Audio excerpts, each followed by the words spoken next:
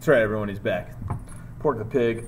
Took a little break, a little upset. Not a huge fan of his cousin, and just was a little upset. But thankfully, we got a little extra Halloween candy. We hooked him up proper, and he's jangling away. So Pork is back in the house. We're going to do a little political ideology, political beliefs and behaviors review, because you have a test, and it's a mini test. It's not very long. We're not going to spend a lot of time. In fact, Pork's silent treatment for like 15 seconds there was going to be one of the top topics of this, because it will not take long. So go online on PlanBook. You can grab one of these guys. It says top 10 at the top, but it's only the top 5, and I'm not going to go back and change it. So sorry. You can mark it out yourself. Go ahead and do it right now. Mark it yourself. And while you do that, Pork's going to watch you.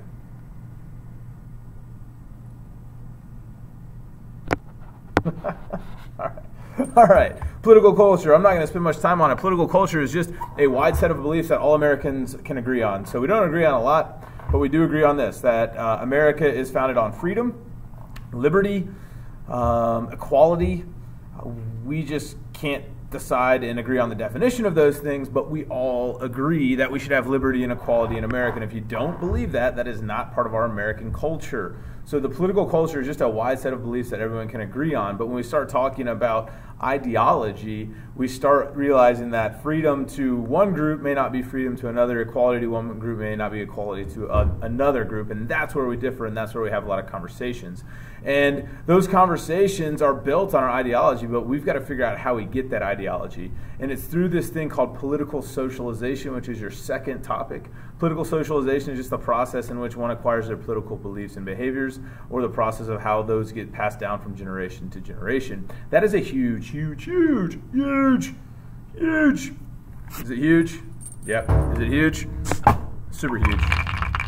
Look at these guys. They're going nuts. Are you guys excited about tonight's World Series? That's great. I don't really have anything else to ask you. The Braves probably won't be there for a while, so are the Braves going to be in the World Series? No. For a while? No. Okay. Well, both of these individuals, even though they talk about baseball, they probably also talk about politics, and they learned what they know about politics through political socialization. And there are some specific factors in your political socialization. So why do you believe what you believe? Number one is going to be family. You believe what your family believes. They're the number one influence on you. And if you believe the opposite of your family, they've still influenced you. So family's number one. Your book wants to, where's that book? I haven't seen it in about, I have no idea where the book is. But it's, oh, found it. It's got it. Here it is. Here's your book. Your book talks about two others. That would be school, I think, and education, and the media. Those are some factors, as well as religion and things of that nature. Location, all that good stuff. So just be able to articulate how people acquire their beliefs, and obviously the number one, the primary factor is family. Now, how do we measure beliefs? Like, how do we know if you're conservative or liberal or things of that nature? It's through public opinion polls. Public opinion polls, and they started with a guy named George Gallup. If you see him on an AP exam, I will be shocked. But if he's there, he came up with this idea of public opinion polls. You call it the Gallup poll. It's the most famous poll out there. Types of polls, really the main type that we need to worry about is an exit poll, and you'll see a lot of exit poll results on November the 8th. An exit poll is literally when you walk out of voting, you're exiting, and they ask you who you voted for, so that's an exit poll. But if we're going to use public opinion polls, we need to make sure they're valid, and so here are some characteristics of a valid poll. Number one, it's got to be tall and easy to slide down. Like the firefighter pole, woo, nope, okay. Well, that joke missed, but most government jokes do, sorry. The material this time is not very entertaining. So we'll go back to scientific public opinion polls, characteristics. Number one, it's got to be large, right? We have to have a huge sample size. A huge sample size is going to make it much more valid. A huge sample size is going to reduce sampling error. So we have to have a huge sample size. Number two, random sampling. It's got to be completely random, unless you're trying to target a specific group. And so if you want to get someone's idea on what pigs think about the, I don't care, pigsties, you would have to, only ask pigs.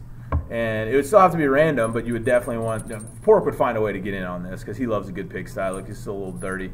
Let's see, there, look at that. I don't know what's going on right here. Not so much here or here, but like right here, he's dirty, right? And so you would want to ask pigs, but they would have to be random pigs. So that's pigsty, that's pork. That's another good characteristic, and obviously it's got to have a neutral question. It can't be biased questions, and obviously bad characteristics are the exact opposite. That's going to measure our political ideology, and it's going to give us some trends. So here are some trends you might need to know. Number one, Republicans tend to be white males for the most part, Protestant. The characteristics of Democrats, minority citizens tend to vote Democratic. When we look at location, the South tends to be more conservative than the North. When we look at religion, Protestant tends to be more conservative than any other religion. All of these are trends, guys. And again, you could be, like we talked about, like you could be a white male and not be a conservative. That's fine. Like, it's okay. These are just trends that we have seen through public opinion polls, right? And so you might see those on the test. You might also need to know some specific things conservatives and liberals believe in. And so conservatives, I always like to say, have a hands-off government approach. Liberals tend to be hands-on. Obviously, those of the liberal ideology are pro-choice, conservative pro-life, conservative pro-military intervention. Liberal is going to be more based on social issues, things of that nature. Okay.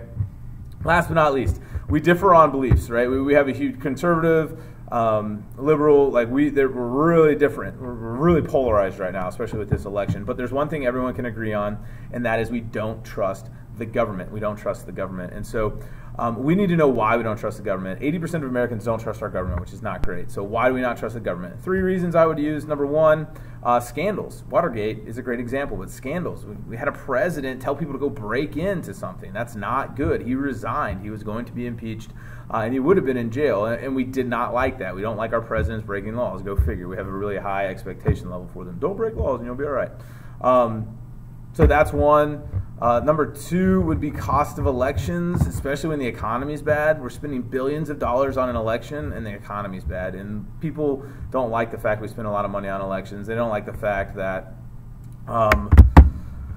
that could lead to corruption, or as my good friend Robbie likes to say, corrupted. I don't know.